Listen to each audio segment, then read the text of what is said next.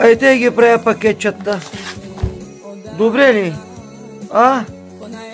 Кожичка от през комунизма, от домашно прасенце. Гледайте, гледайте, гледайте, гледайте. Красотичка.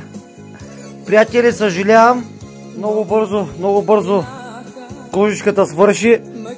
Следващото клане ще бъде в четвъртък идния. Но не знам дали ще успея за всичките. Много голяма поръчка, около 150 кг. Пак ви казвам, искам всичките да опитате истинска домашна кожа от домашно женско прасенце, но не мога да огрея навсякъде, разберете. Ето, не съм се спрял, 4 часа, сега колко е? 6. От 4 до 6 да вакуумирам, да пратя, да отида да гоня екон, за да може кожата да пристигне при вас по най-бързия начин.